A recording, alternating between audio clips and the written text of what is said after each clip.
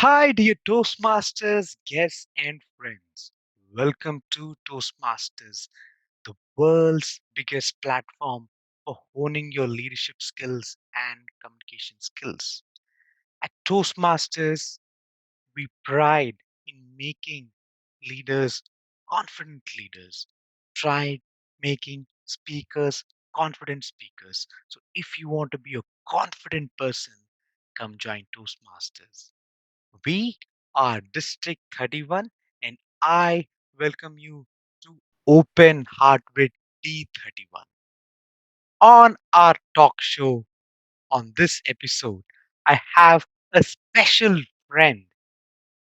We worked together last year as fellow division directors, a Toastmaster who's a transport in the world of electric cars. You guessed it, it's a state of Nevada. Without any further ado, let me welcome my dear good friend, Toastmaster Peter Swan. Toastmaster Peter, how are you doing? Good to see you, Toastmaster Vera. I'm very excited to be here. I appreciate it. How has your day been so far, Toastmaster Peter? Good, good. I went for a 3 mile run this morning. I've actually been training for a half marathon on October the 1st in Falmouth, so been running a lot. How about yourself? How are you? It's been a nice sunny day today. Yeah, a lot of heat, but trying to stay hydrated. Definitely. Toastmaster Peter, I ask all my friends is why Toastmasters? Where did it start? How did it start? Would you like to talk about your Toastmasters journey? Yeah, definitely. Great question, Toastmaster Vera. So, if I reflect back on my Toastmasters journey, I think it's important to state, as you just alluded to, that I actually started my Toastmasters journey in Las Vegas, Nevada.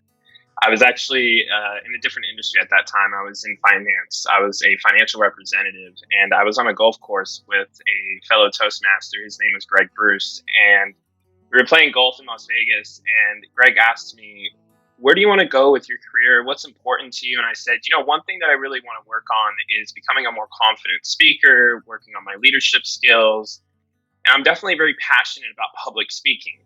Greg proceeded to hand me a Toastmasters business card that he had and said, "Here, come check out Toastmasters." My immediate reaction, as I'm sure most people who hear about Toastmasters for the first time ask, was, "What is Toastmasters?" And he was like, "Come check us out." And I joined a club in Las Vegas by the name of Valley Voices and Vices, which was my first club, joining them in May of 2015. And since then, I've definitely grown in the Toastmasters community. So I started in Valley Voices and Vices in May of 2015, then joined Jackpot Speakers, another club in Las Vegas I'd say around 2017, 2018, and then moved to Boston, Massachusetts in 2019.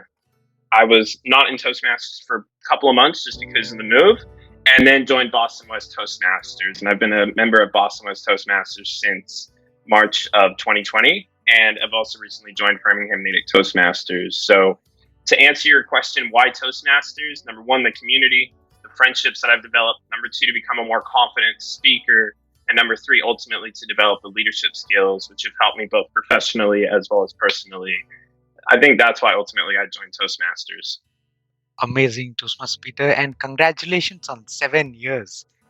On that note, I like to ask this question is what keeps you going at Toastmasters? Now we knew how you started, but what kept you going for 7 years at Toastmasters?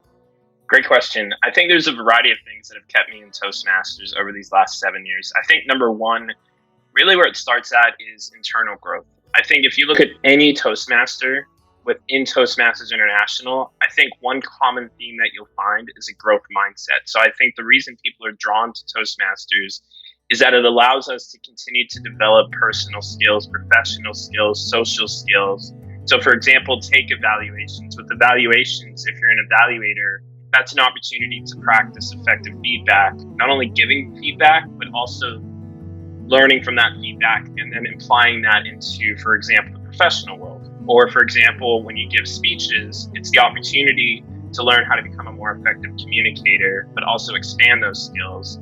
And ultimately, again, it's the community. I think that's what's ultimately drawn me back to Toastmasters over the last 7 years has been that community and the community that I've built within Toastmasters. So, for example, one quick story is about 3 years into my Toastmasters journey, I introduced my fiance, Natalie, into Toastmasters. And I'll always remember the first day that she gave her icebreaker at the club, which, of course, is your first speech within Toastmasters.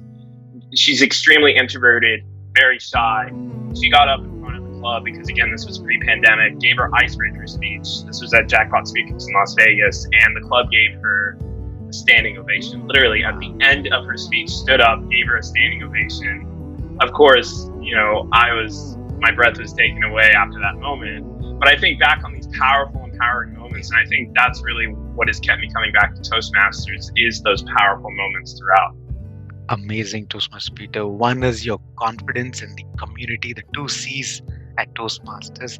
And that would have been a beautiful moment when you give your first speech and everyone's standing up applauding. Wow, that's beautiful. Toastmasters Peter, now we move to a second segment of our talk show, which is the impact of Toastmasters on your personal life, professional life, social and spiritual life. Would you like to talk about that? Yeah, definitely. So that's a great question. Let me go to last year, actually, as a division director. So as you've probably heard throughout, one of the key aspects about Toastmasters is the leadership and the opportunity to become a more well-rounded leader. And I think back on becoming a division director and how becoming a division director allowed me to actually understand that human-to-human interaction. You see, as an area director, our focus is on making sure that the clubs are empowered and the clubs are able to hit their goals while also positively impacting the members of those clubs. Now, when you become a division director, it's a little bit different because now your goal is not only to help the district, right, but also to help the clubs, but ultimately to help the area directors who are part of your team. And so through the division directorship, I learned effective team management, which translated into work. And when I find myself in those moments where I have to be supportive and empower others, I'm able to actually support and empower them. So I think ultimately that's why Toastmasters, from a leadership standpoint and a communication standpoint, has impacted me positively there. Amazing. Thank you, Toastmasters Peter. And the delegation, the experiential learning, that is amazing that Toastmasters can bring that to the table. Toastmasters Peter, now we move to the third segment. And this is a call for why should someone join Toastmasters. In your words, what are the 2 things or 3 things that someone is going to gain from Toastmasters? 3 words or 3 things that they're going to gain? 3 words and 3 things. All right, awesome. So 3 words, I would say number 1 is confidence. Number 2, community. And number 3 would be leadership. Now, 3 things that you're going to gain from Toastmasters is, number 1, again, when I moved from Las Vegas to Boston, I had to, in essence, create a new Toastmasters community, right? Because I'd been part of the Las Vegas Toastmasters community for about 4 years and moved to Boston. However, what I've noticed is that Toastmasters, not only in Las Vegas and in Boston, but internationally, is a community of friends. So I think that's another thing that you're going to gain out of joining Toastmasters, is an opportunity to create new friendships. Number 2 is an opportunity to practice vulnerability. For example, recently we had the International Speech Contest, and that was an absolutely amazing speech contest. And I heard so many different speeches, and the theme throughout was vulnerability. So I think it's an opportunity to practice vulnerability in a safe environment. And then ultimately, the third thing is that feedback, the opportunity to develop that growth mindset and continue to grow as a Toastmaster within your Toastmasters journey. Thank you for sharing that, Toastmasters Peter.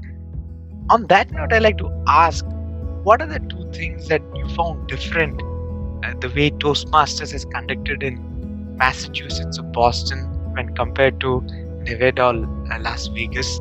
Any difference you find in Toastmasters Peter, or is it the same? I mean, of course, that's a good question, because, of course, one thing that we're told within Toastmasters is there is the culture of Toastmasters, not only at the club level, but also the area level, the division level, the district level. So I've definitely seen, a variety of different differences.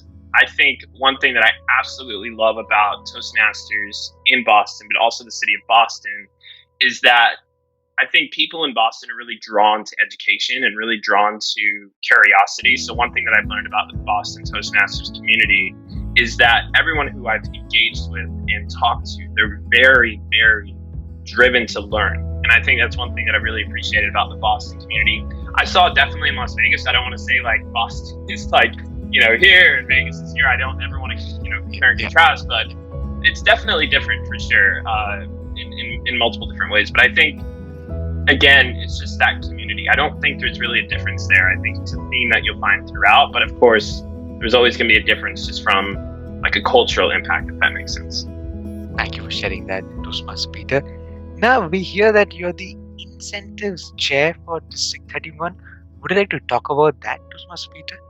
Yeah, definitely. So I am currently working with Carly Cox right now as the incentives chair for District 31 here in the Boston Toastmasters community. So this is an opportunity to work with Carly to better understand, from an educational standpoint and a goal standpoint, how can we further empower the members within the Toastmasters community through, for example, pathways, through, for example, maybe contest season in the second half of the year, so we can get more members engaged in contests, because that's definitely the quickest way to learn is to compete.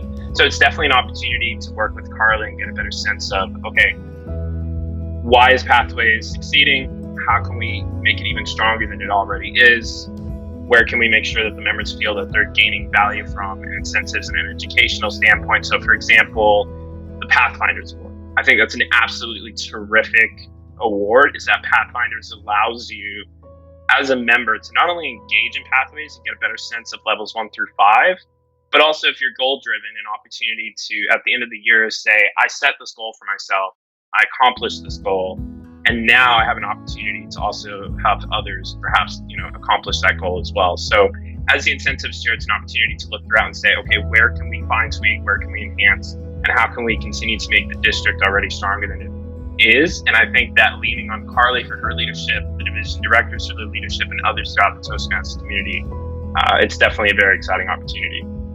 Thank you for sharing about that. And it is a beautiful opportunity to work with Toastmaster Carly. She's an institute by herself. Thank you for sharing that, Toastmaster Peter. Toastmaster Peter, now we move to our fourth segment, which is the rapid fire round. Are you ready for it? Of course, bring it on. Thank you, Toastmaster Peter. Toastmaster Peter, your favorite historic speech that inspires you a lot? My favorite historic speech that inspires me a lot. I mean, of course, you're going to have to go with Martin Luther King Jr.'s speech, I Have a Dream. I feel like everyone always goes with that speech because it's extremely impactful and powerful.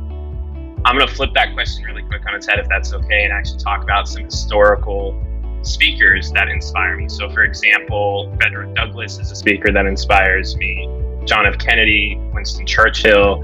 These are different speakers that inspire me. Gandhi, of course, inspires me. So there's a variety of different speakers out there that really inspire me. But I think Winston Churchill's speech around World War II, the speech that he gave there, definitely is one that stands out to me. Martin Luther King's speech, I Have a Dream, stands out to me. But there's been a variety of different speeches that have really stood out to me, but just kind of encapsulating everything there.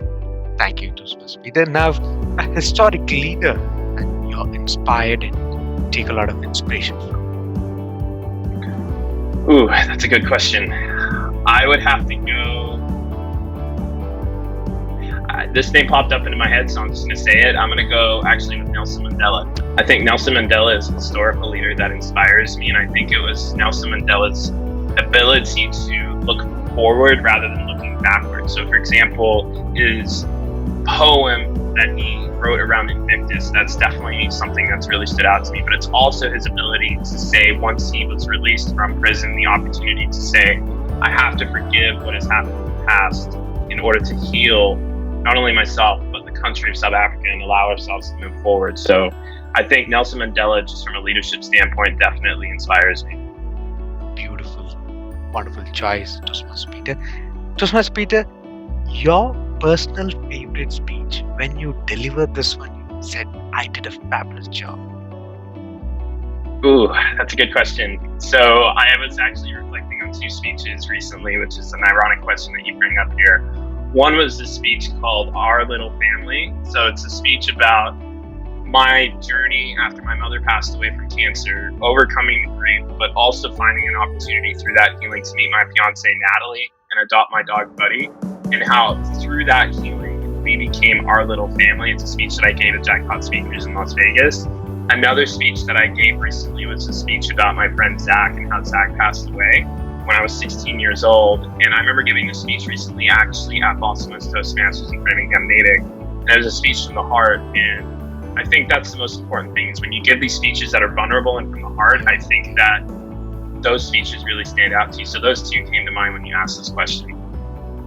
Wonderful choice, Peter. Something from the heart touches hearts, and nothing better than a personal story, but also sorry for your loss there, Peter. Toastmaster Peter, a book recommendation that you'd like to share with our Toastmasters and guests? I'm going to go one fiction and one nonfiction, if that's okay. Absolutely. A fiction book that I recently read and I'm currently reading right now, and I highly recommend it, is American Dirt. I think that's an absolutely amazing book. A nonfiction book that I've recently read is a book by the title of Everything That You Know About Relationships Is Wrong. And it basically examines relationships and says, this is how we can further enhance relationships in our lives. I don't want to spoil the book, but it goes back to what we were talking about earlier, which is community. And that's really the central message. So I would highly recommend those two books for sure. Thank you for sharing that, Toastmaster Peter. Toastmaster Peter, a favorite food that is your comfort food? Well, I recently started cooking, actually. I've learned how to start cooking. So as mentioned, I've been training for a half marathon. So I recently purchased 2 running books that are healthy cookbooks. And a couple of meals that I think I absolutely love is number 1, stir fry. I absolutely love stir fry. Number 2, I would have to go, we make these delicious burgers actually from scratch. They're called bonk burgers. And basically they help with long distance running. So that's an absolutely amazing meal. And then I know this is another one, but I think orange chicken from Trader Joe's. I don't know. I just love that. So I would have to go with those 3 to top of mind. Anything from Trader Joe's is so tasty and so different. I would go with you. A favorite restaurant that you like to visit? Favorite restaurant is Ted Montana's. It's based in the Westboro, Massachusetts area. They make the best salmon and burgers. I highly recommend Ted Montana's. We'll check that out, Toastmaster Peter. Toastmaster Peter, this wraps up our rapid fire round. Anything else that you'd like to share with our Toastmasters, guests, and friends? I just want to thank you, Toastmaster Vera, for allowing me to come on here and share my personal journey from Toastmasters, the impact that Toastmasters has had on me, and I'm looking forward to a successful Toastmasters year. And I also want to say that I absolutely love this platform, and I think it's an opportunity to learn from other Toastmasters as well and what matters to them. So I'm looking forward to future episodes and success for you in the role as well. Congratulations. Thank you very much. Thank you for the kind words, Toastmaster Peter. You could have been anywhere in the world, but you chose to come down and talk to us. Thank you from the bottom of my heart. Thank you. Dear Toastmasters, that was my wonderful friend, Toastmaster Peter, sharing his Toastmasters journey. If you would like to see your Toastmasters on our talk show, please do mention in the comment section. Please do like, share, and subscribe to our YouTube channel if you like our content. I am Veera Sriram, your Public Relations Manager. Please enjoy the summer, stay safe. Until our next episode, bye-bye.